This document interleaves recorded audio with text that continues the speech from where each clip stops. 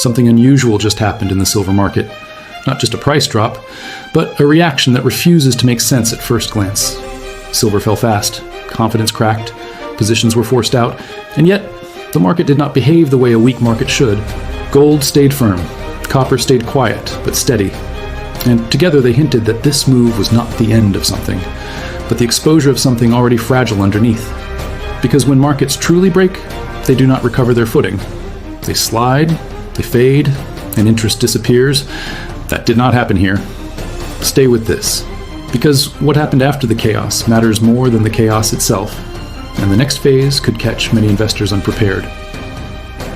Welcome to Boring Currency Index. If you've lived long enough to know that real danger arrives quietly, and that steady thinking matters more than fast opinions, then consider subscribing, not for excitement, but for understanding, and tell us in the comments. From where in the world are you watching today? Silver's recent move did more than shock prices. It tested the structure of the market itself. Many observers focused only on the sudden fall, calling it proof that silver is unstable or unreliable, but markets are not judged by how they fall, they are judged by how they respond afterward. Despite the violence of the drop, silver did not collapse. It absorbed the shock and stabilized. Even more important, it held its broader upward structure.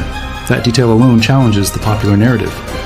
Before the decline, silver had already posted strong gains over several months. The story of failure did not match the data. Even after extreme volatility, the market still closed the period higher.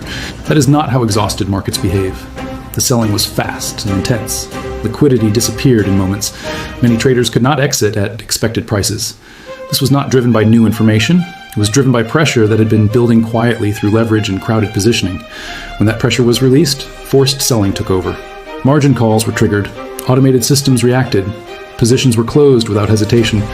These systems do not assess value or long-term trends. They simply reduce risk. What followed revealed the true signal. Buyers stepped in. The market did not unravel. Demand did not vanish. It showed itself. History shows that strong commodity trends are rarely smooth. They are disruptive. They test patience and remove weak participation. Silver, more volatile by nature, exaggerates these tests. The key question is not whether the move was painful. It was. The real question is whether it changed the underlying setup. So far, the evidence suggests it did not. What remains is a market under tension. And tension in financial systems often comes before decisive change. To understand what happened next, they must step away from emotion and look at mechanics. Markets do not move on feelings alone. They move on liquidity, leverage, and rules that activate automatically when stress appears. Silver did not fall because everyone suddenly changed their mind. It fell because too many positions were built on borrowed money. Leverage had quietly increased across futures, options, and short-term trades. When prices moved against those positions, margin requirements rose. That is when forced selling began. Margin calls do not wait for opinions. They do not care about long-term views. When collateral drops below required levels, positions are closed. If many traders face this at the same time, selling accelerates. Liquidity dries up. Prices fall faster than logic would suggest. This is exactly what unfolded. As prices dropped, dealers and market makers pulled back. Their job is to provide liquidity, but only when risk is manageable. When volatility spikes, they reduce exposure. That creates air pockets. Prices fall not because of new information, but because there are fewer buyers standing in the way. Automated risk systems made the move sharper. These systems are designed to protect capital, not interpret context. When thresholds are hit, they sell. When volatility rises, they reduce exposure. This creates feedback loops where selling triggers more selling. Some observers search for hidden hands or coordinated actions. But markets do not need conspiracies to break. Structure alone can do the damage. Crowded trades, thin liquidity, and automated responses are enough. What matters is what this process reveals. Forced selling exposes where natural demand exists. If buyers are weak, prices continue to slide after liquidation ends. If buyers are strong, the market stabilizes. In silver's case, stabilization came quickly. That does not mean risk disappeared. It means the selling pressure was mechanical, not fundamental. Once the pressure passed, prices began to behave normally again. This pattern is not new. It has appeared in many historical bull markets. Sharp declines, clear leverage, and reset positioning. They remove short-term participants who cannot tolerate volatility. What remains is a cleaner structure. Silver's role makes these events more intense. It is traded as both a financial asset and an industrial input. That dual role attracts different types of participants with different time horizons.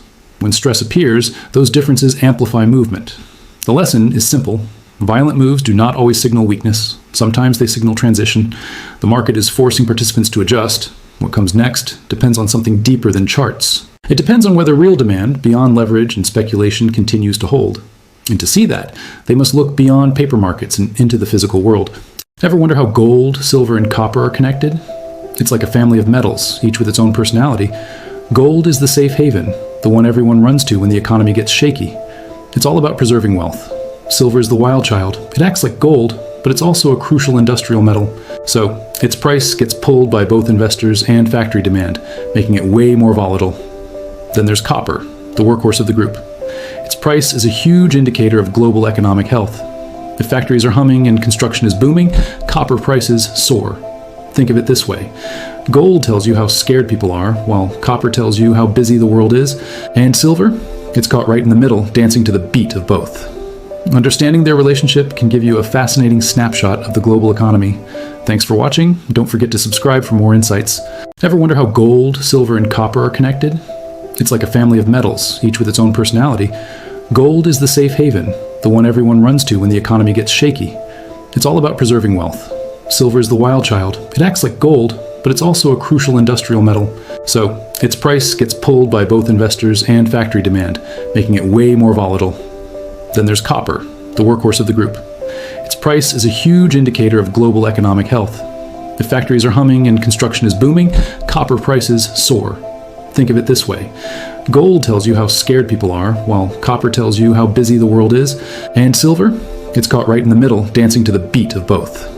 Understanding their relationship can give you a fascinating snapshot of the global economy. Thanks for watching. Don't forget to subscribe for more insights.